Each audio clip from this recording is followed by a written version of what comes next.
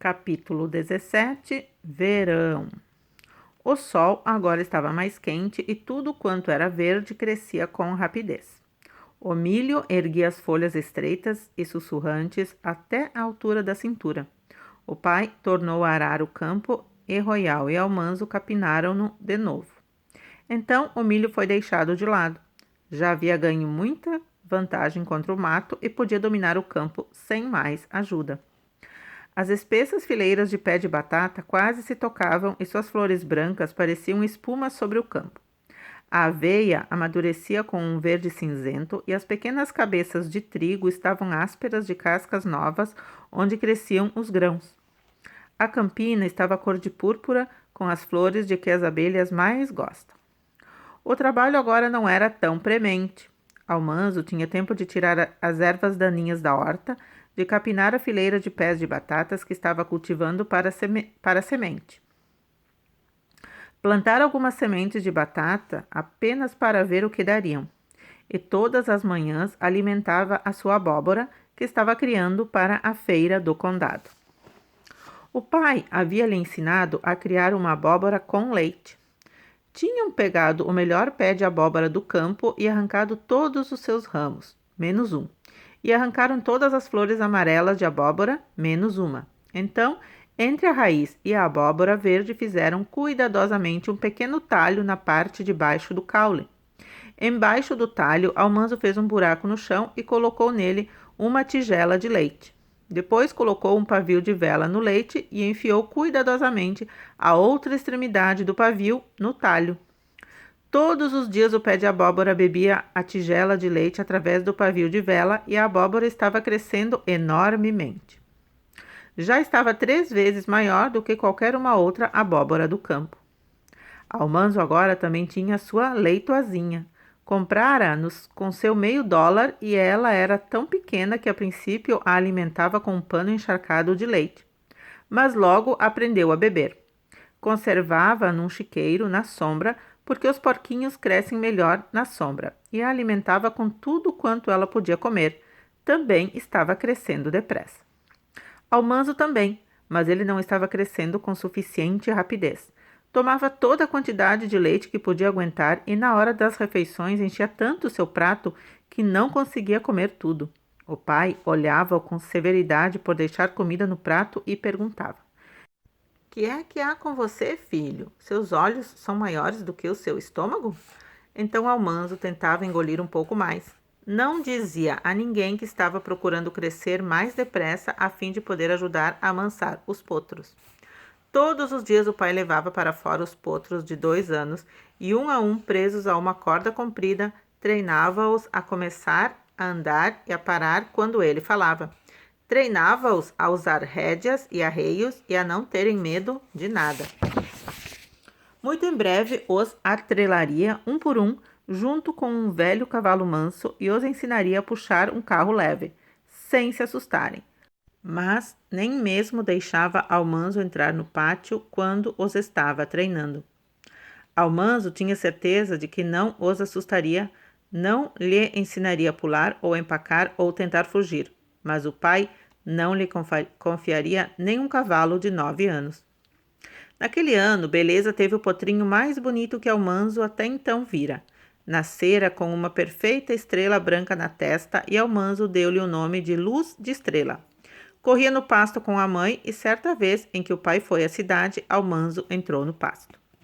Beleza levantou a cabeça e o observou aproximar-se. O potrinho correu e escondeu-se atrás dela. Almanzo parou e permaneceu completamente imóvel. Um instante depois, Luz de Estrela espreitou-o por baixo do pescoço de Beleza. Almanzo não se moveu. Pouco a pouco, o potro esticou o pescoço na direção de Almanzo, olhando para ele com os olhos abertos e espantados. Beleza acariciou-lhe as costas com o focinho e balançou o rabo. Em seguida, deu um passo e mordeu um monte de capim. Luz de Estrela ficou tremendo, olhando para Almanzo. Beleza observava os dois, ruminando placidamente. O potro deu um passo, depois outro. Estava tão perto que Almanzo poderia quase tocá-lo, mas não o fez. Não se moveu. Luz de Estrela aproximou-se ainda mais. Almanzo nem mesmo respirou. Súbito, o potro virou-se e correu para perto da mãe. Almanzo ouviu Elisa Jane gritando: Manzo! Ela o tinha visto. Naquela noite contou ao pai. Almanzo disse que nada tinha feito. Jurava que não, mas o pai falou: Se o pegar metendo-se outra vez com aquele potro, vou dar-lhe uma boa lição. É um potro bom demais para ser estragado. Não permitirei que você lhe ensine trejeitos que depois eu terei de tirar. Agora os dias de verão eram compridos e quentes e a mãe disse que era tempo bom para crescimento. Mas Almanzo sentia que tudo estava crescendo, menos ele. Os dias se passavam e nada parecia mudar. Almanzo arrancava as ervas daninhas, capinava a horta, ajudava a remendar os muros de pedra, rachava a lenha e fazia as tarefas. Nas tardes quentes, quando não havia muito o que fazer, ia nadar. Às vezes acordava pela manhã e escutava a chuva tamborilando no telhado. Isso significava que ele e o pai poderiam ir pescar. Não se atrevia a falar com o pai sobre pescaria, porque não era direito gastar o tempo em ociosidade. Mesmo nos dias chuvosos, havia muita coisa a fazer. O pai podia remendar arreios, ou amolar instrumentos, ou aplainar folhas de madeira. Almanzo tomava silenciosamente o café, sabendo que o pai estava lutando contra a tentação. Tinha medo de que a consciência do pai ganhasse a batalha. Bem, o que é que você vai fazer hoje? Perguntou a mãe. E o pai poderia responder lentamente: Vou cuidar das cenouras e remendar o muro. Não pode fazer isso com essa chuva. Não, responderia o pai. Depois do café, ficaria olhando a chuva cair até que finalmente diria: Bem, está muito úmido para trabalhar lá fora. Que tal se fôssemos pescar, Almanzo? Então Almanzo correu a apanhar a enxada e a lata de iscas e foi procurar minhocas.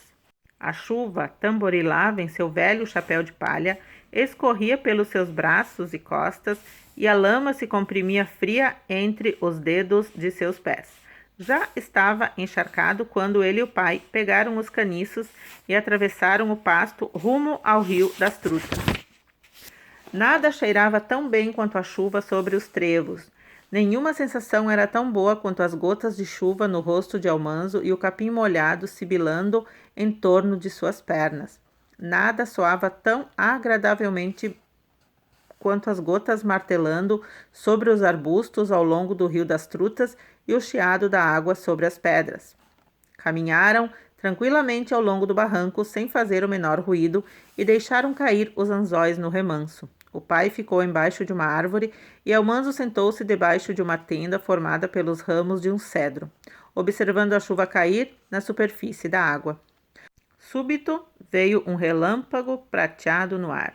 O pai tinha fisgado uma truta. Ela escorregava e reluzia através da chuva enquanto o pai a jogava rapidamente sobre a margem relvosa. Almanzo pulou e lembrou-se exatamente a tempo de que não devia gritar. Sentiu então um puxão em sua linha, a ponta do caniço curvou-se quase até a água e ele o puxou por cima com toda a sua força. Um grande peixe agitava-se preso na ponta da linha. Lutava e escorregava em suas mãos, mas ele o desprendeu do anzol. Uma bela truta manchada, ainda maior que a do pai. Tornou a pôr isca no anzol e atirou de novo a sua linha. Os peixes sempre mordem bem quando a chuva está caindo no rio. O pai pegou outro, depois Almanzo pegou 2, em seguida o pai pescou mais 2 e Almanzo pegou outro maior que o primeiro. Em pouco tempo já tinham 2 enfiadas de boas trutas. O pai admirou as de Almanzo e este admirou as do pai e rumaram para casa através da chuva, caminhando pesadamente. Estavam tão encharcados que era impossível molharem-se mais e suas peles achavam-se vermelhas de calor. Lá fora, na chuva, perto do cepo de rachar lenha e do monte de lenha, cortaram as cabeças dos peixes e os escamaram, depois os abriram e lhes arrancaram as tripas. A grande vasilha do leite ficou cheia de trutas. A mãe passou-as no fubá e fritou-as para o almoço. Agora, esta tarde, Almanzo, pode ajudar-me a bater manteiga, disse a mãe. As vacas estavam dando tanto leite que era preciso bater manteiga 2 vezes por semana. A mãe e as meninas sentiam-se cansadas de bater manteiga, e nos dias chuvosos, Almanzo tinha de fazê-lo. Na adega caiada achava-se o grande barril de madeira sobre suas pernas de madeira, cheio de creme até a metade. Almanzo empurrava o cabo e o barril balançava. No interior dele, o creme fazia chug splash, chug splash. Almanzo tinha de ficar balançando o barril até que o balanço transformasse o creme em grãos de manteiga nadando no leiteiro. Almanzo então bebia uma caneca de leitelho cremoso e ácido e comia bolinhos, enquanto a mãe tirava a manteiga com a escumadeira e a lavava na vasilha redonda de madeira. Tirava depois todos os pedaços de manteiga lavada, salgava e guardava a manteiga dourada bem comprimida nos recipientes próprios. A pesca não era o único divertimento de verão. Em alguma tarde de julho, o pai dizia: só trabalho e nenhum brinquedo faz de Jack um menino estúpido. Amanhã iremos apanhar frutas. Almanzo nada dizia, mas por dentro dava um grito de alegria. Antes do amanhecer, no dia seguinte, saíram na carroça de lenha, vestindo suas roupas mais velhas, levando baldes, cestas e um grande almoço de piquenique. Iam longe, atravessando as montanhas, até perto do lago Chateauguay, onde cresciam os mirtilos silvestres. O bosque estava cheio de outras carroças e de outras famílias apanhando frutas. Riam e cantavam, por entre todas as árvores se ouviam vozes de gente conversando.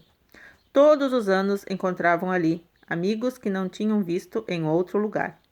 Mas todos se achavam ocupados apanhando frutas. Conversavam enquanto trabalhavam. Os arbustos carregados de folhas cobriam o chão em espaços abertos entre as árvores. Frutinhas de um azul muito escuro amontoavam-se espessamente debaixo das folhas e havia um cheiro adocicado no sol quente e parado. Pássaros tinham vindo festejar nos arbustos carregados de frutas. O ar estava cheio do ruflar de asas e gaios zangados voavam, ralhando nas cabeças das pessoas. Em certo momento, 2 gaios atacaram o chapéu de sol de Alice e Almanzo teve de afugentá-los com palmadas. E em outro momento, ele estava apanhando frutinhas e encontrou um urso preto atrás de um cedro. O urso estava de pé sobre as patas traseiras, enchendo a boca de frutas com suas garras peludas. Almanzo ficou imóvel como uma pedra e o urso também. Almanzo olhou e o urso olhou para ele com seus pequeninos olhos assustados por cima de suas garras imóveis. Então o urso caiu de 4 e saiu correndo pelo bosque. Ao meio-dia, abriram as cestas de piquenique perto de uma fonte e todas as pessoas, sentadas à fresca sombra, puseram-se a comer e a conversar. Depois beberam a água da fonte e voltaram às moitas de frutas. No começo da tarde, todas as cestas e baldes estavam cheios e o pai rumou para casa. Sentiam-se todos um pouco sonolentos, encharcados de sol e com o hálito cheirando às frutinhas. A mãe e as meninas passaram dias fazendo geleia, gelatina e conservas, e em cada refeição havia pudim ou pastel de mirtilos. Então, uma noite, ao jantar, o pai disse: é tempo de a mãe e eu tirarmos umas férias. Estamos pensando em passar uma semana em casa do tio André. Vocês podem cuidar das coisas e comportar-se bem enquanto estivermos ausentes? Tenho certeza de que Elisa Jane e Royal podem cuidar da casa durante uma semana, disse a mãe, com Alice e Almanzo ajudando-os. Almanzo olhou para Alice e depois ambos olharam para Elisa Jane. Em seguida, todos olharam para o pai e disseram: sim, pai.